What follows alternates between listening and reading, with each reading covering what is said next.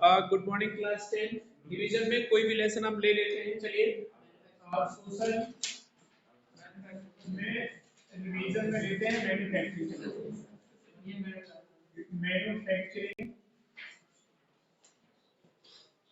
Manufacturing देखो बहुत अच्छा लेसन है। मैन्युफैक्चरिंग बोर्ड में भी आएगा और मैन्युफैक्चरिंग में एक का आखिर क्या खासियत है जो मैन्युफैक्चरिंग बहुत ज्यादा इंपॉर्टेंट रहेगा। अगर आपके पास, आपको पता है, आपके पास चाहे जितने रॉ मटेरियल्स हैं, है ना, आपके पास चाहे जितने रॉ मटेरियल्स हैं, रिसोर्सेज हैं, और अगर आपके पास कोई टेक्निक नहीं है, absence of the technology just like in your nation, lack of the infrastructure, lack of the skill, है ना, lack of the help of the government, कहीं ना कहीं अगर मैन्युफैक्चरिंग हमारे पास ज्यादा हो जाता ना तो भारत में हम सबसे जल्दी डेवलप्ड हो जाते। यहाँ पे कोई भी व्यक्ति बचता ही नहीं। इंडस्ट्रियलाइजेशन जहाँ पर ज्यादा होता है वहां पर मैन्युफैक्चरिंग बहुत होती है। उत्तर प्रदेश देख लीजिए, ये दुनिया के ऐसे राष्ट्रों को देख लीजिए जहाँ पर टेक्नोलॉजी, स्किल, मैन्युफैक्चरिंग और इंडस्ट्रियलाइजेशन ज्यादा है। वहाँ की जनसंख्या फेमाइन से कभी नहीं मरती, वहाँ की जनसंख्या से कभी भी भूखमरी नहीं आती।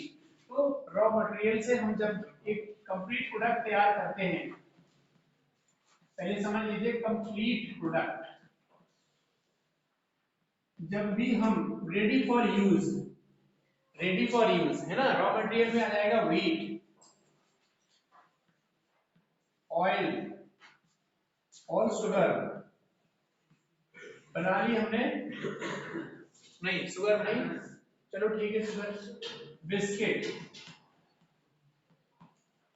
ठीक है। यहाँ पर सॉइल कह लो या अर्थ कह लो, अर्थ मतलब जमीन, सॉइल, ब्रिक्स और बिल्डिंग।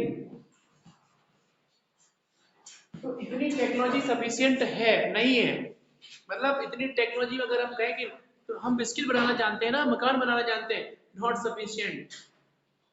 आपको और भी कुछ चाहिए, मतलब कहने का ये तो हो गया आम भाषा में, जब किसी भी एग्रीकल्चर प्रोडक्ट से, किसी भी प्राइमरी सेक्टर से प्राप्त रिसोर्स को जब हम complete product directly for use के रूप में बना देते हैं तो वो कहलाता है मैन्युफैक्चरिंग। निर्माण, विनिर्माण भी इसको कहते हैं, विनिर्माण या निर्माण एक ही चीज। आप पर ये प्रोसेसिंग है, ये प्रोसेसिंग चल रही है आप पे, आप पर निर्माण क्रिया चालू है। मतलब जो इन्वेस्टमेंट, जो इनपुट जा रहा है आपके पापा के द्वारा या मम्मी या पेरेंट्स के द्वारा, जो इनपुट जा रहा है उन्हीं के रूप में वो इनपुट है, और आप सैलरी के रूप में उन्हें आउटपुट देंगे, और आप तभी देंगे तब कुछ कर लेंगे ना, इधर भाषण देते रहना चौराहे पे, कोई ना सुनेगा। क्यों सुनेगा भाई? If you have the knowledge about any of the industrialization और मैन्युफैक्चरिंग, कुछ भी पता है तभी तो आप करेंगे, नहीं तो बैठो घर। बहुत कंपटीशन है। खैर, तो मैन्युफैक्चरिंग की प्रक्रिया में हम इस तरह, जैसे मान लो मीट, ऑयल, शुगर मिला के बिस्किट तैयार करें, यहाँ पर मैन्युफैक्चरिंग किसी सामान की हो जाती है तो वो सामान महंगा हो जाता है। एग्जाम्पल दे दें, एक बढ़िया एग्जाम्पल दे देते हैं। गेहूं के आटा है या आटा है, फ्लोर है, उसकी कीमत 20 रुपीज, 25 रुपीज होती है 1 किलो, है ना, 1 kg पे। 1 kg पे को अगर हम उसको एक 5 स्टार में रखें, 5 स्टार होटल में रखें, या एक छोटे से उसमें रखें, तो भी उसकी कीमत 7 रुपए, 8 रुपए रोटी के हिसाब से हो जाती है। मिनिमम बता रहा हूँ, 5 स्टार में तो 20, 25, 30 और 350 भी जाती है। तो फिर कम से कम 1 kg में मुझे लगता है कि 20 के लगभग बन जाने चाहिए, है ना। अब देख लो मैन्युफैक्चरिंग का कमाल, अगर 7 का हो गया तो 7 गुनी 140 हो गए। क्या लगा था आपका? 20 रुपए का आटा लगा था, और थोड़ी सी आपने लाइट वो गैस जलाई होगी, अब आपने अगर होटल में है तो कुछ दूसरा, डेफिनेटली 40 रुपए खर्चे में आप 100 रुपए कमा रहे हो ना। एक किसान को 1 किलो गेहूं पैदा करने में 1 साल लग जाती है, और कम से कम 200 लीटर पानी लग जाता है 1 किलो के लिए, बता रहे पर्टिकुलर टाइम लग जाता है। एग्रीकल्चर रिसोर्सेज है, आपको मैन्युफैक्चरिंग तो आया, आपने मशीन भी नहीं लगाई, आपने बस वो रखा, बस भाई हम खाना खिलाते हैं, चलिए शुरू हो गए, मैन्युफैक्चरिंग ही तो है, सिंपल। बिल्डिंग में देख लीजिए, तो इस तरीके से manufacturing having a significant role और a lead role in a national economy in the world. पूरी दुनिया के राष्ट्र के विकास में मैन्युफैक्चरिंग का बहुत अहम योगदान होता है। Absence of the manufacturing total failure. हम मैंने कहा you have the many of the resources, चाहे जितने रिसोर्स रख लेना, मैन्युफैक्चरिंग नहीं होगी तो सब खत्म, कोई मतलब ही का नहीं रहेगा। बताइए आप पर, आप बहुत अच्छे घर में जन्म लिया, आपके पेरेंट्स बहुत प्यार करते हैं आपको, बच्चे को बाहर नहीं जाने देंगे, अरे नहीं नहीं नहीं निकलना मत बेटा, बेटा बड़ा हो गया, पढ़ाई नहीं, भूल गए पढ़ाना, क्योंकि इतना प्यार लाड़ प्यार था कि उसको कुछ नहीं बेटा कुछ नहीं करना। अब जब बेटा 30 साल का हो गया तो वो सिरदर्द बन गया, इतना डरने लगा बाहर बाहर निकलने में, तो आपने तो वो रिसोर्स बेकार सड़ा दिया ना रिसोर्स को। उस पर मैन्युफैक्चरिंग होनी चाहिए, उसको बाहर की हवा लगनी चाहिए थी, उसको उस पर निर्माण होना चाहिए था, उस पर इन्वेस्टमेंट होना चाहिए था, तभी तो आउटपुट देगा। सीधी सीधी बात है ना। स्टील कोई भी और है, हमने कह दिया कि जो इंडस्ट्रियां जो होती हैं कुछ अलग अलग तरीके से मैन्युफैक्चरिंग करती हैं। जैसे पब्लिक इंडस्ट्री है ना, सेल, सेल का एग्जांपल पब्लिक है, और एक और है कौन सी है, बीएचई है ना। ये पब्लिक इंडस्ट्रियां हैं, इनको हैवी इंडस्ट्री भी कहते हैं। इनका फुल फॉर्म क्या है? Steel authority of India limited, Bharat heavy electrical limited, electrical सामान है ना, स्टील अथॉरिटी ऑफ इंडिया। तो ये सब जो है ये भारत की पब्लिक सेक्टर की इंडस्ट्री है, इनको हैवी इंडस्ट्री कहते हैं। कैसे कहते हैं, क्यों कहते हैं, पूछ लेगा बोर्ड में, कहेगा BHEL and SAIL belonging to the heavy industry. Why? Due to all these resources, all these, इसमें कहेंगे रॉ मटेरियल्स है ना, मेकिंग फॉर स्टील और different type of things require the raw material, raw material become raw material will be heavy. So उसका जो product निकलेगा वो rail का पहिया बन गया BHEL में, ठीक। कब ऐसे हाथ से ले जाओगे क्या, भारी होता है ना। तो इस तरीके से हम आयरन इंडस्ट्रियां भी जो होती हैं वो बहुत भारी होती हैं। आयरन इंडस्ट्री जितनी होती है ये भी होती है बहुत भारी। ये है किसी भी देश के लिए बेसिक इंडस्ट्री का काम करती है, क्योंकि जिस बिल्डिंग के नीचे हम लोग बैठे हैं, काम कर रहे हैं, पढ़ रहे हैं, पढ़ा रहे हैं, उसका बेस लोहा है, आयरन है। हमारे बॉडी में भी आयरन होता है ना। जब डॉक्टर्स कहता है भाई लड़के को आयरन की कमी हो गई, न्यूट्रिशनल नहीं खाया इसने, है ना, चलो एप्पल खिलाओ इसको, दूध की मात्रा बढ़ा दीजिए। लेकिन आज है क्या, आज हजारों डिसीजेज आ रही हैं, चाहे वो कोविड-19 हो, चाहे उसका न्यू स्ट्रेन हो, न्यू स्ट्रेन ऑफ द कोविड-19, मतलब आपकी यूएन घटी बीमारियों ने आप पर गले में हाथ डाला, आजा भाई, है ना, तू तो मेरा दोस्त है का। और जो अगला हट्टा कट्टा इम्यून अच्छा है उससे कहती है इससे बात ना करेंगे, ये हमसे हावी है, आप हावी रहिए। भैया यही तो है कि हम आज डाइवर्ट हैं, हमारे खाने पीने का वो बदल चुका। खैर वो इशू अलग है। तो मैन्युफैक्चरिंग पूरे दुनिया के लिए इंपॉर्टेंट रोल लगता है, ठीक है। बुक जरा दीजिए, कोई टॉपिक बता दीजिए वहीं से। एग्रोबेस इंडस्ट्री देखो, एग्रोबेस इंडस्ट्री का मतलब होता है ऐसी इंडस्ट्रियां, ऐसे उद्योग जिनके रॉ मटेरियल हमें एग्रीकल्चर और प्राइमरी सेक्टर से प्राप्त होते हैं। ऑल दीज इंडस्ट्री इंक्लूडिंग कहना चाहिए raw material taken from the agriculture, जैसे भारत का कपड़ा उद्योग, cotton industry, textile industry, rubber industry, है ना। तो ये जो टेक्सटाइल इंडस्ट्री है भारत में, जो कपड़ा उद्योग है, इसमें से डिफरेंट होने का cotton, jute, silk, all these resources taken from the agriculture so known as a agro based industry, जिनके resources एग्रीकल्चर से प्राप्त होते हैं, agro based. Mineral based industry, minerals based industry देख रहे हैं, है ना, iron and steel. Mineral based industry directly resources जो होते हैं वो हमें मिनरल और हमें मिलते हैं, है ना, रॉक्स पे मिलते हैं। भारत के उन कोस्टलाइन पे कुछ ऐसे स्टेट पे हमें ओर मिलते हैं, चाहे वो आयरन के हों, चाहे वो मिनरल्स के हों, चाहे वो स्टील के हों, चाहे सोने के हों, चाहे चांदी के हों। इन ओर से हम कंप्लीट करते हैं, हम कोई चीज बनाते हैं, है ना। तो वो iron ore industry, mineral waste industry कहलाने लगती है। गेट क्लियर है ना। और क्या होती है प्राइवेट इंडस्ट्री, और बताइए जरा। On the basis of ownership. देखिए ओनरशिप में क्या होता कि वो कहता कि ओनर मालिकी के आधार पे इंडस्ट्रियां, इसका मालिक कौन है, ओनरशिप, ओनर कौन है। तो वो कह रहा है प्राइवेटाइजेशन जो ओनरशिप है, तो एक हो जाएगी पब्लिक, एक हो जाएगी प्राइवेट, एक हो जाएगी ज्वाइंट, एक हो जाएगी कोऑपरेटिव।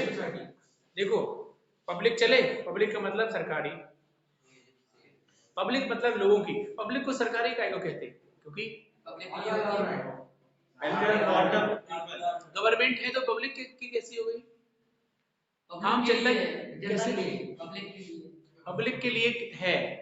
मैंने कहा पब्लिक की है, पब्लिक के लिए सबकी होती है इंडस्ट्री, चाहे वो प्राइवेट हो। प्राइवेट किसकी होती है पब्लिक की नहीं होती, पब्लिक के लिए होती। सही आंसर बताइए। मैंने कहा पब्लिक इंडस्ट्री जनता की इंडस्ट्री होती है, पब्लिक सेक्टर जनता के होते हैं।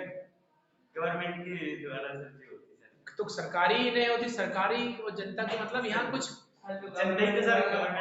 Yes the right answer, I got it, right answer कि government by the people, government for the people, to the people, से all this public sector for the people.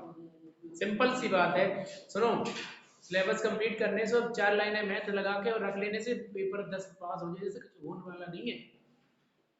अगर आपको बाहरी ज्ञान, बाहरी ज्ञान से वैसे नहीं आएगा, बाहर जाना, किताबें पढ़ना पड़ेगा, बहुत अध्ययन करिए, स्पीड बढ़ाइए और टाइम दीजिए पढ़ाई को, ठीक है। अब आ जाओ, पब्लिक हो गई सरकारी, प्राइवेट इंडिविजुअल आपको पता है, अडानी साहब, गौतम अडानी साहब, अंबानी साहब जो भारत के उद्योगपति हैं, असीम दौलत है इनके पास, है ना, असीम कहें क्या कहें, अथाह कहें। दूसरी चीज, अब देखो, अब आ जाओ प्राइवेट हो गया, ये प्राइवेट से आपका खुद का खेत, your lands, your gardens, this is a private school also. अब आ जाओ किस पे, ज्वाइंट में, ज्वाइंट इंटरेस्ट, ज्वाइंट में सरकार और एक आदमी, मतलब आप, हम और आप और गवर्नमेंट के साथ मिलकर बनते हैं। जैसे इसमें ऑयल आता है, ऑयल इंडिया लिमिटेड, देखो OIL, this is joint sector industry, joint sector में आएगा ऑयल इंडिया लिमिटेड, क्योंकि इसमें पर्टिकुलर व्यक्ति का जो होता है, आज ब्रिजेश गौर आ गए मीटिंग में।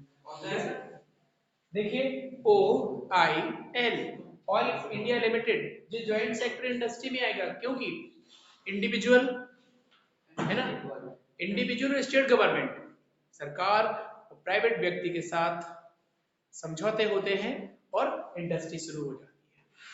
पब्लिक सरकारी, प्राइवेट इंडिविजुअल हो गई, बस ज्वाइंट हो गई एक व्यक्ति और सरकार के साथ, ज्वाइंट सेक्टर। इसका एग्जांपल भी हो गया OIL, है ना। अब आ जाओ किस पे, एक और बचा कोऑपरेटिव, वो ऑपरेटिव क्या क्या होता है इसमें जरा बोलो। प्रोड्यूसर और सप्लायर और वर्कर्स, है ना, इसमें सब शामिल होते हैं। कोऑपरेटिव इंडस्ट्री की कोई भी काम कोऑपरेटिव के आधार पे, कोऑपरेशन के आधार पे, रिसोर्स हमारे, है ना, इस तरीके से मिलजुल कर कोऑपरेटिव इंडस्ट्री, कोऑपरेटिव इंडस्ट्री। तो सबसे ज्यादा ज्वाइंट का एग्जांपल ये पूछा जाता है, all India limited, this belong to joint sector industry, OIL, है ना। और भी पब्लिक सबको पता रहती है, पब्लिक में बच्चे कभी कभी गड़बड़ कर जाते हैं, प्राइवेट, तो जो ठीक से पढ़ेंगे वो कंफ्यूजन नहीं होगा।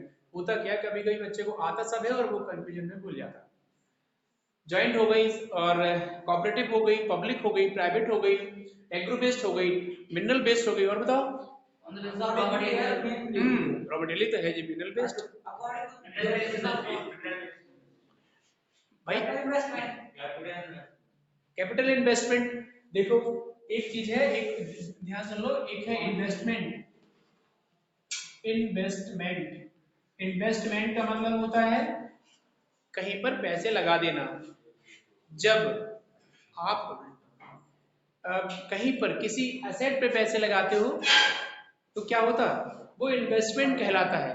When a particular people invest money on purchasing land, machine, tools, and any type of asset, this is a investment by the particular people. This is an investment, and this task, this investment done by MNC, this is known as a foreign investment. Question आएगा, तो वही ऐसा अगर loss करते हैं तो loss और उसकी बात यहाँ पर नहीं, यहाँ पे इन्वेस्टमेंट और फॉरेन इन्वेस्टमेंट की बात हो रही है। ये अगर आप बुक करते हैं लॉस और प्रॉफिट तो बेटा एक अलग स्टेप हो गया। दो बातें पहले सीखिए, what is investment and what is foreign investment. महिमा बात समझ आ रही है बेटा? इन्वेस्टमेंट क्या होता है, जब आप कोई पैसे खर्च करें, कोई सामान खरीदें, वो इन्वेस्टमेंट हो गया। और वही सामान जब मल्टीनेशनल कॉर्पोरेशन खरीदता है तो वो कहलाती है फॉरेन इन्वेस्टमेंट, है ना? क्या फोर्ड है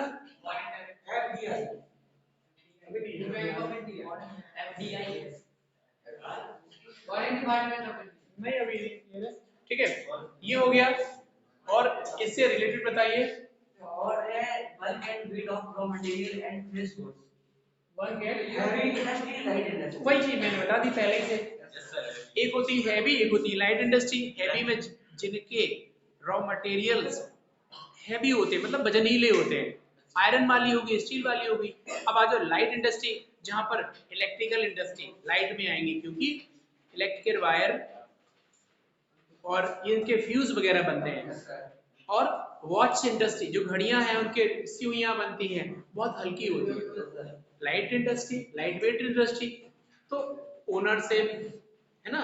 हेवी लाइट और बेस ऑन द, कहना चाहिए, raw material, based on the ownership, there are many type of इंडस्ट्रियां। ये सब मैन्युफैक्चरिंग इंडस्ट्रियां हैं। बिना इंडस्ट्री के, बिना मैन्युफैक्चरिंग के पूरी दुनिया का कल्याण नहीं हो सकता।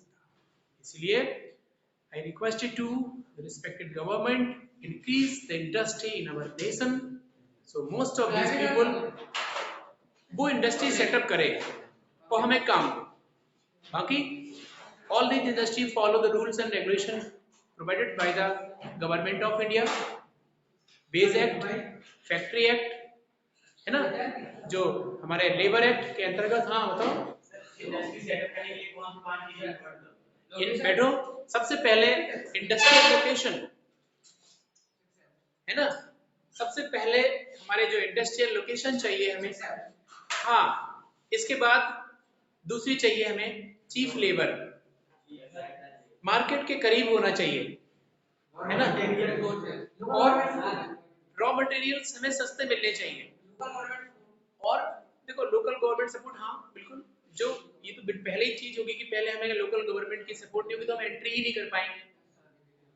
6M प्रोडक्शन शायद है ये, तो ये जो है गवर्नमेंट में हम एंट्री नहीं कर पाएंगे। वो किसी आपके लखनऊ में कोई मीटिंग हुई, कोई इंडस्ट्री उत्तर प्रदेश में लगना, तो सरकार से तो परमिशन, कॉलोनियल शासन थोड़ी ना है। अब तो वो बन गया, क्या बन गया, अपन लोगों ने पढ़ा था G77। G77 अभी आपके चैप्टर से नहीं है। G77 this is the group of the 77 developing nation make G77। इसमें से NIEO आ गया ना, न्यू इंटरनेशनल इकोनॉमिक ऑर्डर।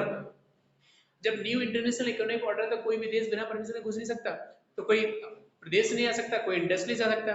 तो with the help of the local government, the significance role of the government of the country and government of the state, if you will have to permission and then enter and establishment industry of different type, okay?